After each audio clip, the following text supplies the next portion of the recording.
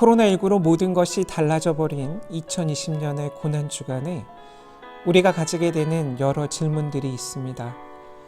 그 중에 하나가 하나님의 뜻은 무엇일까? 라는 질문일 텐데, 이 질문에 대한 좋은 그리고 하나의 답이 될 것 같은 책을 한 권 소개하려고 합니다. 하나님의 뜻이라는 책이고요. The Will of God이라는 영문 제목을 갖고 있습니다. 레슬리 웨더헤드 목사님이 2차 대전, 세계 2차 대전 중에 출판하셔서 100만 부 정도 팔렸다라고 합니다. 지난 2월 말에 한국기독교연구소에서 출판했고 김준호 목사님께서 옮기신 책입니다. 그 책 소개에 이런 글이 있습니다. 사람들이 하나님의 뜻이라는 말을 미개인들의 주술처럼 읊조리며 그것으로 모든 문제들을 잠재우고 곤혹스런 질문들의 도전을 회피하려 한다고 말합니다. 그래서 앞으로 몇 번에 걸쳐서 하나님의 뜻에 대한 이야기를 나누려 하고요. 오늘은 그 첫 번째 하나님의 뜻에 대한 개괄적인 내용을 함께 나누려고 합니다. 하나님의 뜻에 대해 생각할 때 첫째, 하나님의 의도적인 뜻, 둘째, 하나님의 상황적인 뜻, 셋째, 하나님의 궁극적인 뜻을 구별해서 생각해야 한다고 저자는 말합니다. 이 세 가지 모두에 대해 하나님의 뜻이라고 그냥 말해버리면 우리에게 혼돈이 생기게 된다는 것이죠. 그래서 오늘은 책 15, 16, 17페이지를 바탕으로 예수님의 십자가 사건을 예로 들어서 하나님의 뜻은 무엇일까를 먼저 간단히 나눠보려고 합니다. 먼저 하나님의 의도된 뜻의 관점에서 예수님의 십자가 사건을 살펴보면 예수님의 십자가 사건은 한마디로 의도되지 않았던 사건이라고 이야기합니다.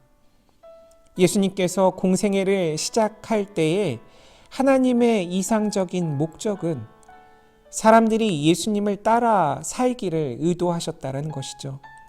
즉 예수님의 제자가 되는 것이지 그리스도의 죽음은 아니라는 것입니다.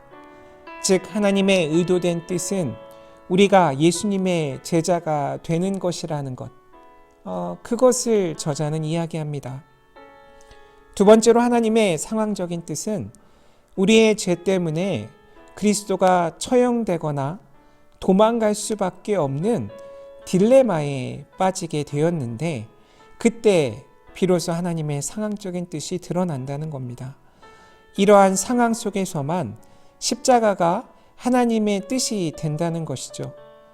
죄의 열매인 상황 때문에 다른 길이 무가치해지고 불가능해졌기 때문에 예수님께서도 내 뜻대로 마옵시고 당신 뜻대로 하옵소서라고 응답하신 것이라 이 저자는 해석합니다.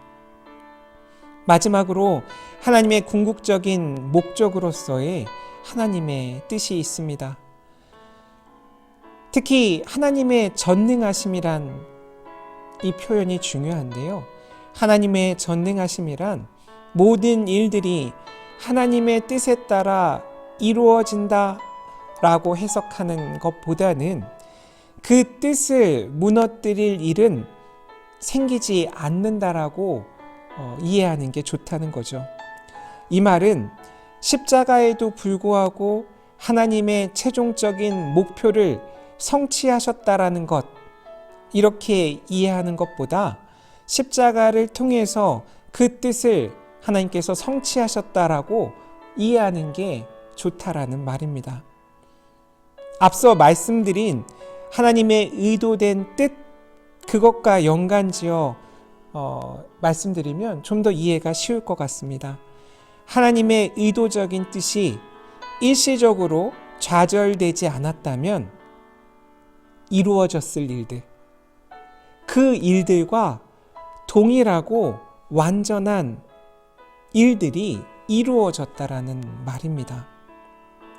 우리가 예수님의 제자가 되는 그 일이 결국에는 이루어진 것입니다. 이것이 하나님의 궁극적인 뜻이 실현되었다라는 의미입니다. 따라서 모든 일들은 하나님이 의도하셨다는 의미에서 하나님의 뜻이라는 생각은 문제가 많습니다.